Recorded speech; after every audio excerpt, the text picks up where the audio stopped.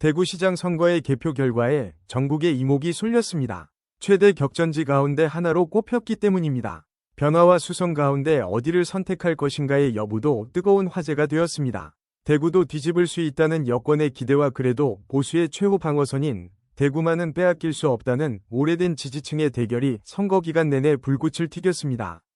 그러나 이변은 일어나지 않았습니다. 국민의힘 추경호 후보는 53.92%를 얻었고 민주당의 김부겸 후보는 45.05% 얻었습니다. 두 후보 사이의 표차는 11만 5,494표입니다. 김 후보가 40% 중반대의 득표율을 기록하며 분투했지만 사실 석패라고 부르기는 어렵습니다. 보수 대구의 벽이 여전히 견고했다고 평하는 게 더 어울려 보입니다. 1% 박빙을 넘치는 출구조사와 개표 초반 사전투표 개함에서 일찌감치 앞서 나가는 김 후보의 기세로 그를 기대하던 지지자들은 환호를 질렀습니다. 그러나 투표함을 뜯으면서는 사정이 달라졌습니다. 정반대의 상황이 나타나기 시작한 것입니다. 여러 투표구에서 더블 스코어 이상의 표차를 보이자 자정 이후부터는 탄식이 새어나왔습니다. 열망이 잦아든 자리에는 냉정이 들어섰습니다. 이번에도 졌습니다. 추 후보는 12.3 내란 사태 당시 국민의힘 원내대표로서 계엄해제 의결을 방해한 인물입니다. 이런 까닭에 그를 이기는 것이야말로 내란 청산이라는 시대적 과제에 부합한다며 민주당의 일부 인사들은 선거 이후 수사와 재판이 재개될 추 후보의 아킬레스건을 집중적으로 건드리기도 했습니다.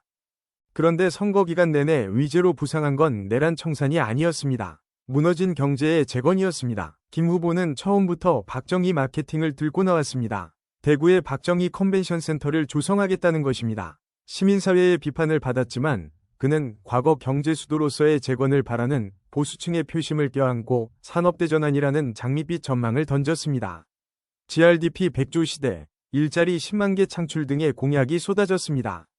힘있는 여당 후보, 막대한 정부 예산 지원, 대구 경제 발전이라는 수식도 거리의 현수막으로 나부꼈습니다. 끝까지 보수층의 마음을 얻고자 마지막 유세에서는 사부곡이라며 전선야곡까지 불렀습니다. 추 후보도 가만히 있지 않았습니다. 경제 재건 시장이 되겠다고 했습니다. 진영 논리로 반이재명 심리도 부추겼습니다. 그리고 마지막에는 모두가 보았다시피 탄핵된 박근혜를 불러 함께 거리를 누볐습니다. 거대 양당의 두 후보가 불러낸 박정희와 박근혜가 다시 대구시장 선거에서 만나는 극적 장면이었습니다.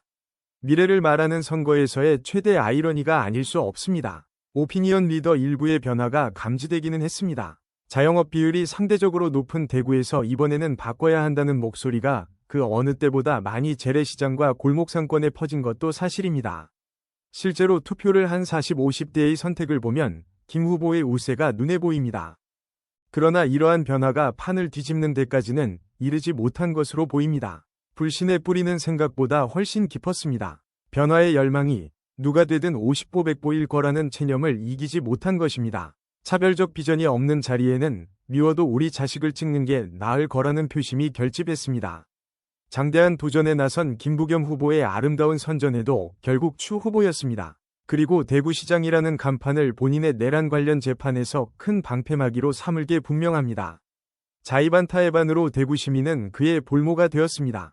다시 대구의 경제는 희망의 회로를 밝히기는커녕 방황의 길에 있을 게 뻔합니다. 변화의 열망을 포기하지 않는 이들이 있다면 새 비전을 준비해야 합니다.